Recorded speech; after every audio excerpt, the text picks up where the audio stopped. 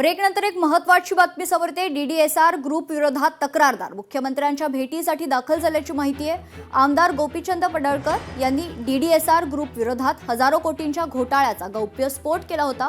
महसूल मंत्री चंद्रशेखर बावनकुळे यांनी या संदर्भात चौकशीचे आदेश देखील दिले होते।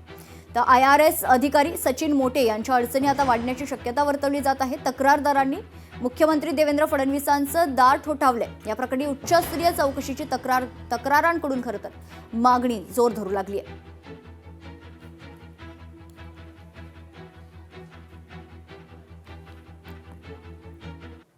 एक मोठी बातमी समोर येते। बारामतीवरून काँग्रेसमध्ये अजूनही वादंग पाहायला मिळते।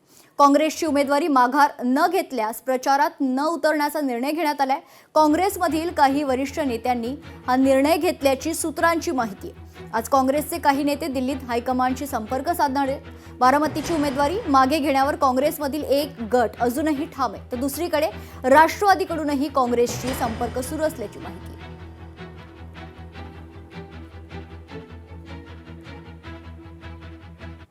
राष्ट्रवादीच्या मेळाव्यातील बॅनरवरून अजितदादा यांचाच फोटो गायब आहे। गोंदिया जिल्ह्यातील तिरोडामधील हा प्रकार आहे। यावर प्रफुल्ल पटेल यांनी माध्यमांना प्रतिक्रिया देणं टाळलंय।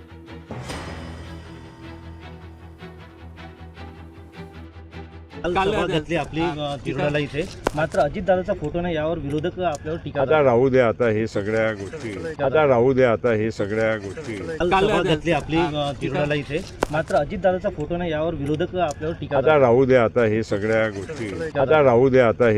गोष्टी बोंधू अशोक खरात प्रकरणात शिर्डी पोलीस राहाता न्यायालयात अर्ज दाखल करणार असल्याची माहिती आहे। खरातचा ताबा मिळवण्यासाठी अर्ज दाखल करण्यात येईल। नाशिक SITच्या ताब्यातील खरातची कस्टडी मागणार असल्याची माहिती आहे। पतसंस्थेच्या 132 बनावट खाते प्रकरणी खरात प्रमुख आरोपी आहे।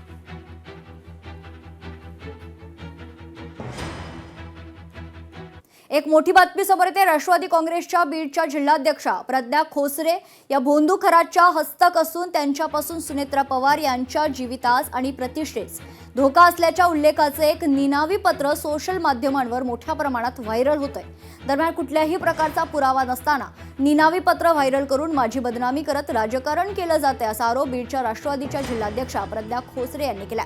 पत्र व्हायरल करणाऱ्या विरुद्ध मानहानीचा दावा दाखल करणार असल्याचा इशारा देखील त्यांनी दिला। सर्वप्रथम त्या खराचा तर मी जाहीर निषेध करते। त्याला तर फाशीची शिक्षा झाली पाहिजे या मताची मी आहे। आणि जे निनावी पत्र व्हायरल होत आहे त्याच्यामध्ये एक सिंगल पुरावा देखील नाहीये आणि उगीचच माझी कुठल्याही खालच्या लेवलला जाऊन राजकारण करत आहेत लोक आणि माझी नाहक बदनामी होत आहे। माननीय मुख्यमंत्र्यांनी आपल्याला सांगितलेलं आहे की महिलांची बदनामी याच्यामध्ये करू नका, तरी पण आपण एक महिला असून महिलांचीच बदनामी करतोय, हे सर्वस्व चुकीचं आहे। आणि हे जे कोणी निनावी पत्र दिलेलं आहे त्याच्या विरोधात मी मानहानीचा दावा तर दाखल करणारच आहे। लोकशाही मराठी ऐका, पहा, जागरूक रहा।